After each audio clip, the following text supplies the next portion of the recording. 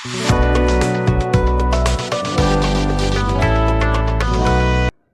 Guys, welcome back to my channel. Guys, this is Manjit and आज के video में हम बात करने जा रहे हैं संधि के बारे में। बेसिकली हम देखेंगे आज संधि विच्छेद कैसे करते हैं। तो यहाँ पे हम कुछ एग्जांपल्स लेने वाले हैं। तो सबसे पहला एग्जांपल्स हम देखने वाले हैं जलोर्मी। तो बेसिकली अगर आपको एग्जाम में संधि विच्छेद आ रहा है करने के लिए, तो जैसे जलोर्मी यहाँ पे दिया गया है, तो इसमें सबसे पहले आपको यह लिखना रहेगा कि जलोर्मी जो है वो किन दो पदों से बना है। तो यहाँ पे जो जलोर्मी है वो कौन कौन से पदों से, जल और उर्मी, इन दो पदों से बना है।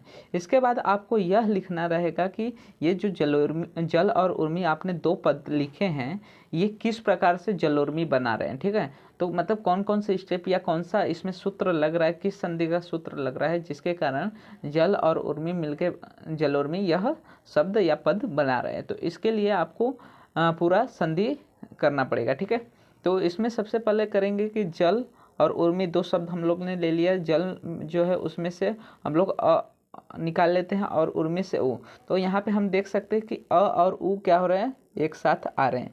अ और ऊ जब एक साथ आते हैं तो बेसिकली ओ बनता है। यह आदि गुण द्वारा गुण संधि जो है उसमें क्या बताया गया कि अत से परे अगर एच रहा तो अत और एच की जगह पे क्या हो जाएगा, गुण एकादेश हो जाता है। ठीक है, तो यहाँ पे अ और उ जब एक साथ आएंगे तो उसके जगह पे हमें ओ देखने को मिलेगा और इसके पश्चात हमें जलोर्मी यह रूप देखने को मिलेगा। ठीक है, तो अगर आपको क्वेश्चन आ रहा है एग्जाम्स में, जलोर्मी दिया गया है और उसका बोल रहा है कि संधि विच्छेद करें, तो आपको सबसे पहले ये आना चाहिए कि जलोर्मी जो पद है वो जल और उर्मी इन दो पदों से बना है। इसके बाद ही आप उसको इस तरह से स्टेप वाइज दर्शा सकते हैं कि कैसे जलोर्मी या जल प्लस उर्मी मिलके जलोर्मी बना रहे हैं। ठीक है, तो इस तरह से हम पहला एग्जाम्पल देखते हैं जलोर्मी का। उसके बाद दूसरा एग्जाम्पल की बात करें तो दूसरे एग्जाम्पल में हम लोग ने लिया है जगदम्बा। बेसिकली जगदम्बा में हम देखते हैं कि जगत प्लस अम्बा इन दो पदों से जगदम्बा बना है। अब यहाँ पे देख क्या रहे हैं कि यहाँ पे जो त है वो बेसिकली द में परिवर्तित हो जा रहा है। तो यहाँ पे जो संधि लग रहा है, सूत्र लग रहा है, वो झलाम जसो अंत्य है। झलाम जसो अंत्य यह बोलता है कि अगर जो पूर्व पद है उसके पदांत में झल प्रत्याहार रहे तो उसके स्थान पे जस हो जाता है। मतलब अगर झल प्रत्याहार का मतलब होता है कि वर्ग होते हैं हमारे, क हो गया, त वर्ग हो गया, तो उन वर्ग के अगर पहले अक्षर, दूसरे अक्षर या तीसरे अक्षर क्या रहेंगे, पदांत रहेंगे। जैसे यहाँ पे हम देख सकते हैं जगत में जो त है वो क्या है, पहला पदांत है। तो पदांत रहेगा किसी भी पद में, जब झल प्रत्याहार पदांत रहेंगे तो उसके स्थान पे जस प्रत्याहार, मतलब उसी वर्ग के तीसरा जो पद रहेगा या वर्ण रहेगा वो लग जाएगा। तो यहाँ पे जगत है तो त का जो तीसरा, त वर्ग का जो तीसरा पद रहेगा वो क्या हो जाएगा, यहाँ पे लग जाएगा। तो इसलिए हमें जगत अम्बा यह रूप देखने को मिलेगा। तो आप जब क्वेश्चन आता है तो पहले क्या करेंगे, जगत प्लस अम्बा इस तरह से बताएंगे कि जगत प्लस अम्बा इस दोनों पदों द्वारा जगदम्बा बन रहा है। और उसके बाद आपको बताना रहेगा कि जगत प्लस अम्बा किस तरह से क्या कर रहे हैं, जगदम्बा बना रहे हैं और कौन सा वहाँ पे सूत्र लग रहा है। तो यहाँ पे झलाम जसवंते यह सूत्र लग रहा है। इसके बाद हम तीसरे एग्जाम्पल की बात करें तो तीसरे एग्जाम्पल में हम लोग ने लिया है उज्ज्वल। उज्ज्वल में बेसिकली देखते हैं तो यह दो शब्दों से बना है, उत प्लस ज्वल।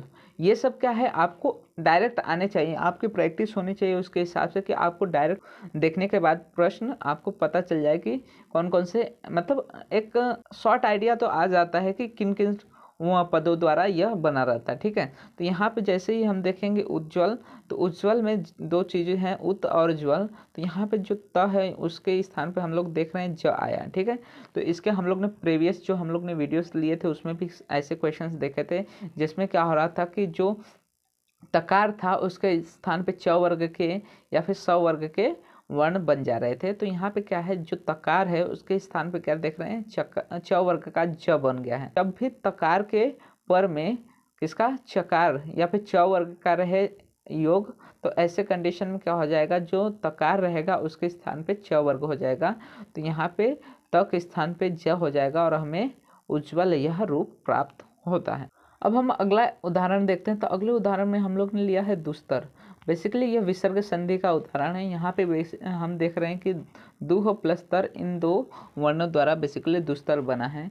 जब भी आपको कहीं पे आधा स दिखे तो आपको समझ जाना चाहिए कि मतलब ज़्यादातर इसके चांसेस है कि ये विसर्ग संधि के ही एग्जाम्पल रहेगा या फिर उदाहरण रहेगा। यहाँ पे दुह प्लस तर हम लोग ने अलग अलग कर लिए, तो यहाँ पे देख रहे हैं कि जो विसर्ग है उसके स्थान पे क्या होता है, स आ जाता है। कौन से सूत्र द्वारा, तो विसर्जनीयस्य स, इस सूत्र द्वारा क्या होता है, विसर्ग के स्थान पे स आ जाता है अगर पर में खर प्रत्याहार रहे तो।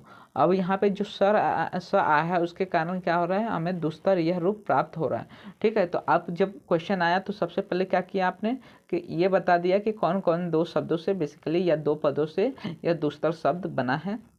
उसके बाद आप ये दुह प्लस तर जो अलग अलग वर्ण आपने लिखा है, अलग अलग पद लिखा है, इन पदों को वापस से क्या कीजिए, इस तरह से सम्मिलित कीजिए। उनको बताइए कि कौन से सूत्र दाना दुह और तर क्या कर रहे हैं, दुस्तर यह रूप बना रहे हैं। तो यहाँ पे आपको सूत्र लिखना रहेगा और इस तरह से पूरा स्टेप लिखना रहेगा कि किस तरह से दुह और तर क्या करें, दुस्तर यह पद बना रहे हैं। उसके बाद अगला हम एग्जाम्पल देखते हैं। तो अगले एग्जाम्पल में हम लोग ने अहरह लिया है। बेसिकली अहरह दो शब्दों से बना है, अहन प्लस अह। तो देखिए ये क्या है, एकदम मतलब ऐसा क्वेश्चन है कि अगर आपने बिना पढ़े गए हैं तो डायरेक्ट नहीं कर सकते एग्जाम में। ठीक है, तो इन सब के लिए आपका क्या रहना चाहिए, प्रैक्टिस बेसिकली रहना चाहिए थोड़ा मोड़ा। तो यहाँ पे अगर आप बुक भी देखेंगे तो बुक में भी यही एग्जाम्पल दिया गया है। तो बेसिकली यहाँ पे है क्या कि अहन और यह, इस दो पदों से क्या है, अहरह बना है। तो बेसिकली यहाँ पे बहुत स्पेसिफिक ये क्वेश्चन रहता है, जल्दी आता भी नहीं एग्जाम में, लेकिन अगर आ गया तो ऐसे कंडीशन में क्या है कि आपको बुक्स देखे रहेंगे तो आप कर सकते हैं, नहीं तो ऐसे कंडीशन में आपको नहीं समझेगा। तो यहाँ पे बेसिकली क्या बोला गया है कि अहन के न को रकार हो जाता है। अगर पर में क्या रहे, सुप्रत्याहार रहे तो कहा जाता है अहन के न को रकार हो जाता है। तो यहाँ पे बेसिकली यह रोज सुपी सूत्र लगता है। इसमें यह बोला जाता है कि जो अगर सप्तमी रहा तो उसको क्या हो जाएगा, र हो जाता है। तो यहाँ पे क्या है, अहरह यह रूप देखने को मिलता है। तो यहाँ पे बस यही है कि अहन के न को र हो जाता है और यहाँ पे सूत्र कौन सा लग रहा है, रो शिपी। तो जब आप लिख रहे हो तो सबसे मेन तो आपका रहेगा कि आप ये बताए कि कौन सा सूत्र वहाँ पे लग रहा है। आप अगर आप सूत्र को वहाँ पे नहीं बता रहे हैं तो ऐसे कंडीशन में आपके मार्क्स मिलने के चांसेस कम हो जाते हैं। इसके बाद हम नेक्स्ट एग्जांपल की बात करें तो यहाँ पे विद्वान लिखती। तो विद्वान लिखती में दो शब्द आ रहा है ना, जैसे ही आप पढ़ रहे हैं विद्वान लिखती तो उससे ही पता चल जाएगा कि ये दो शब्दों से बना रहेगा, विद्वान और लिखती।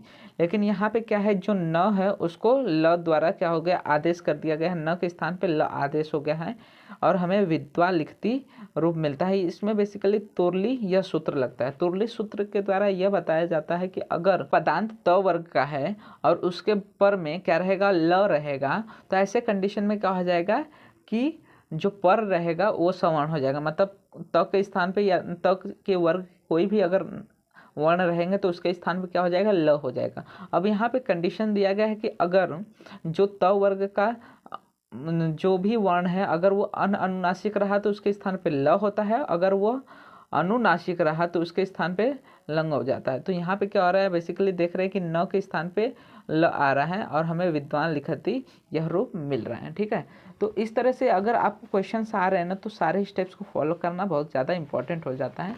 सबसे पहले तो आपको ये लिखना रहेगा, उसके बाद पूरे स्टेप में ये बताना रहेगा किस तरह से वो सूत्र बन रहा है और साथ ही साथ सूत्र कौन सा लग रहा है ये बताना रहेगा। ठीक है, यहाँ पे हम लोग ने कुछ संधि विच्छेद के एग्जाम्पल्स देखे हैं। अगर आपको कुछ डाउट्स रहा है तो आप कमेंट सेक्शन में आपके डाउट्स लिख सकते हैं ताकि मैं उसके हिसाब से नेक्स्ट वीडियो बना सकूं जिससे आपके डाउट्स और ज़्यादा अच्छे से क्लियर कर सकूं। ओके, साथ ही साथ अगर आपको वीडियो अच्छा लगा हो तो वीडियो को लाइक कीजिए, चैनल को सब्सक्राइब कीजिए जिससे आपको फर्दर वीडियो से रिलेटेड अपडेट्स मिलते रहें।